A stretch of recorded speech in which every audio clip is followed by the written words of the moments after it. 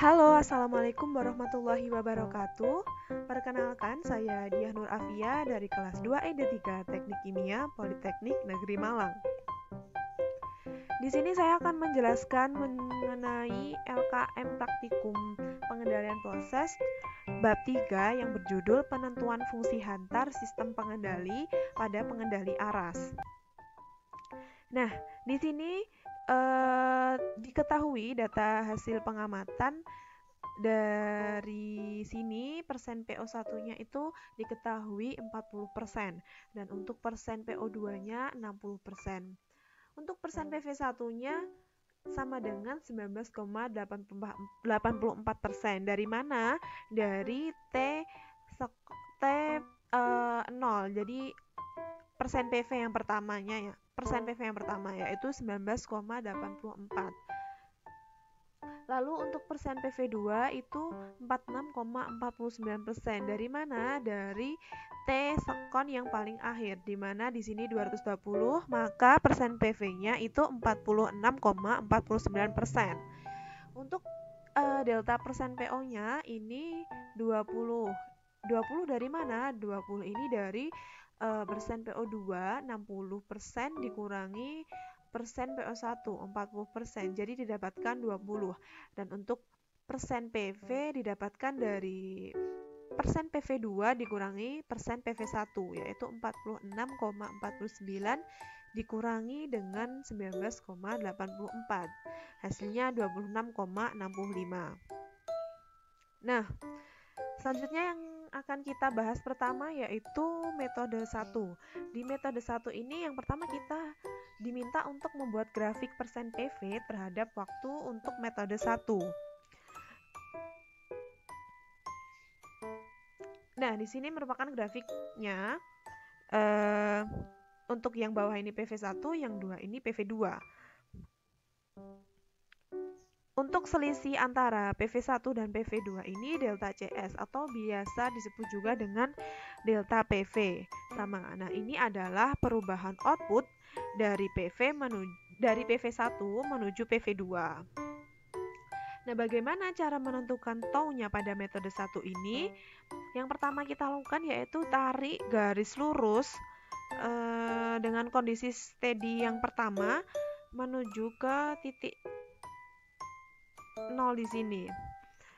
Dan juga untuk yang PV2 kita juga tarik garis dari kondisi steady pada PV2 sampai ke sini.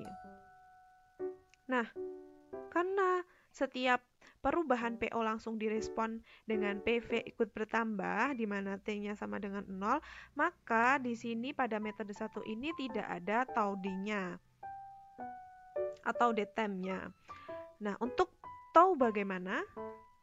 Tau-nya itu kita cari dari, untuk tau pada metode 1 ini didapatkan dari garis singgung atau garis tangan yang terdapat pada kurva. Jadi kita tarik garis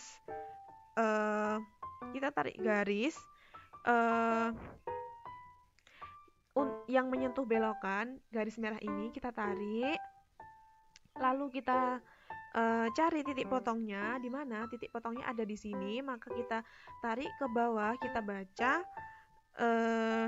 Nah, di sini itu tau-nya dari 0 sampai di titik potong ini.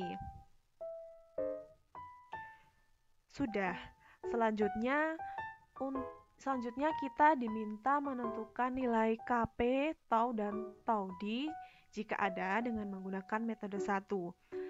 Nah, sebelumnya apa itu KP? KP adalah bilangan yang menyatakan perbandingan antara perubahan output yang terjadi atas perubahan input. Nah, untuk tau itu adalah time constant, yaitu waktu yang dibutuhkan proses untuk mencapai steady state setelah dilakukan perubahan input. Sedangkan tau-D atau dead time adalah tenggang waktu yang dibutuhkan proses untuk mengeluarkan perubahan output setelah terjadi penambahan input. Nah, di sini KP-nya itu dihitung dari delta CS per delta persen PO. Nah, tadi delta CS-nya sudah diketahui ya. Sudah dihitung 26,65. Dan untuk delta persen PO-nya di sebelumnya tadi sudah dihitung, yaitu sebesar 20. Berarti sekarang 26,65 bagi 20. Hasilnya untuk KB-nya yaitu 1,3325%. Selanjutnya kita menghitung tau. Taunya dari mana? Kita menentukan taunya ini. Tadi untuk taunya ini kita tahu dari ini yang kita dapatkan dari grafik tadi, kita ukur menggunakan penggaris digital, didapatkan cm terbacanya yaitu 9,15 cm, dan ini per 3,65. Apa itu 3,65? 3,65 itu adalah skala yang terbaca dari 0 sampai 50. Didapatkan 3,65 dikali 50, jadi taunya yaitu 125,34 sekon. Taudinya tadi sudah dijelaskan ya, untuk taudinya 0 karena setiap perubahan PO-nya tadi langsung direspon dengan PV-nya juga ikut berubah, maka tidak ada taudinya. Dan yang selanjutnya, kita diminta untuk menentukan fungsi transfer berdasarkan nilai yang diperoleh pada poin B. Untuk persamaan fungsi transfernya yaitu GS sama dengan KP per tau S plus 1. GS sama dengan KP-nya sudah didapatkan 1,3325 per tau S. Taunya 125,34 S plus 1. Nah, jadi untuk persamaan fungsi transfernya didapatkan yaitu ini. Untuk selanjutnya kita akan membahas metode 2. Untuk metode 2 ini juga sama, yang pertama kita diminta untuk membuat grafik persen PV terhadap waktu untuk metode 2.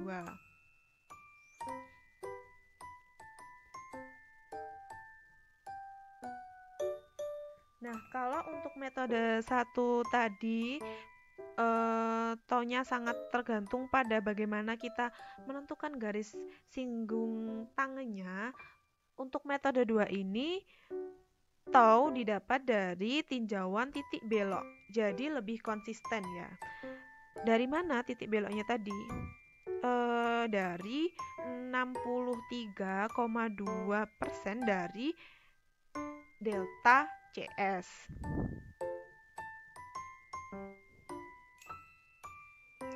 Nah, bagaimana kita tadi harus menghitung PV1 plus 0,632 delta CS nya.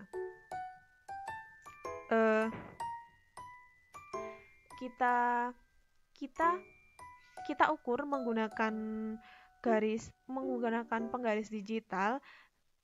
Kita sudah hitung tadi PV1 plus 0,632 delta CS-nya itu didapatkan 36,6828%. Kita tarik garis menggunakan penggaris, di mana titiknya itu didapatkan di sini. Lalu kita tarik ke kanan, tarik garis ke kanan, lalu kita baca ke bawah.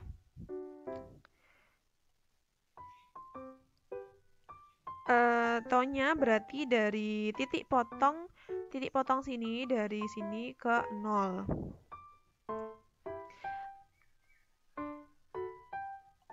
Jadi taunya itu di sini, yang merah ini, taunya ini 0 sampai sini.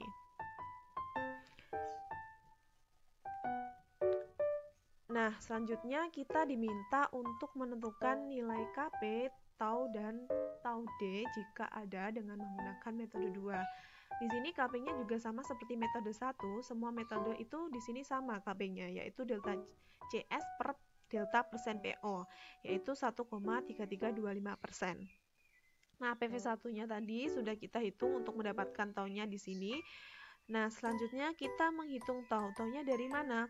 Taunya itu sama seperti metode 1 tadi. Skala yang terbaca dari titik 0 ke sini itu berapa sentimeter, kita ukur menggunakan penggaris digital, didapatkan 9,15 cm per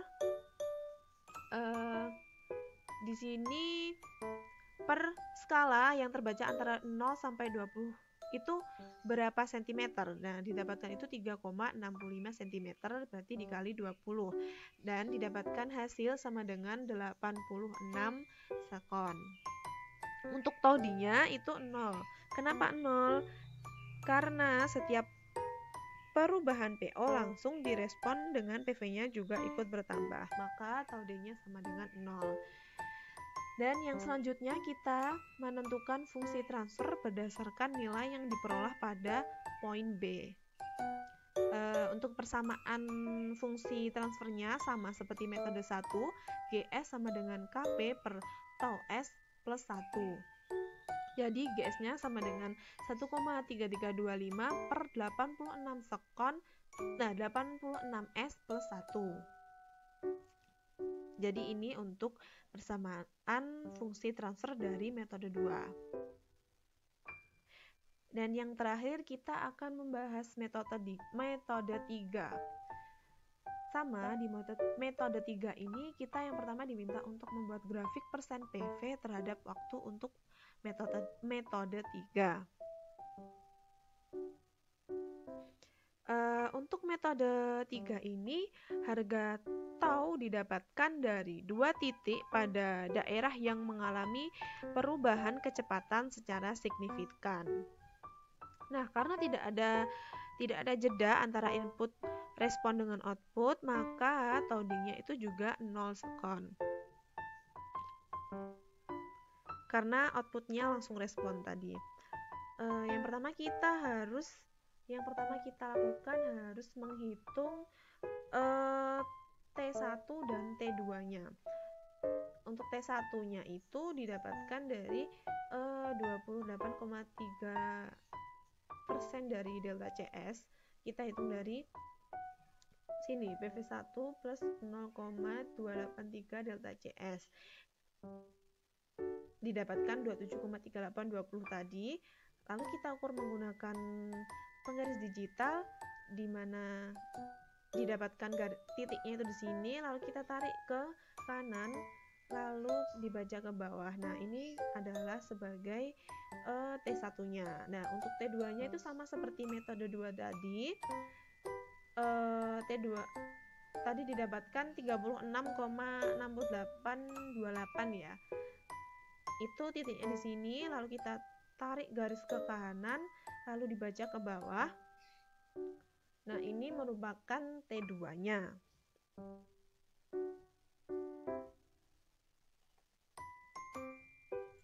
Lalu bagaimana menghitung taunya?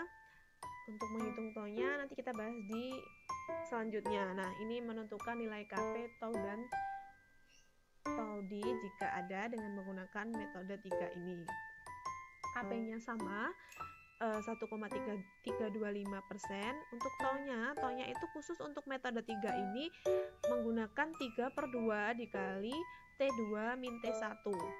3/2 dikali T2-nya tadi berapa? T2-nya adalah 36,6828 dikurangi T1 yaitu 27,3820. Didapatkan hasil 13,95 sekon. Nah, untuk taudinya 0 sekon. Sudah, setelah itu kita diminta untuk menentukan fungsi transfer berdasarkan nilai yang diperoleh pada poin B. Untuk persamaannya juga sama pada metode 1, 2 tadi, yaitu GS sama dengan K per tau S plus 1 sama dengan GS 1,3325 per 13,95 S plus 1. Ini untuk persamaan fungsi transfer dari metode 3.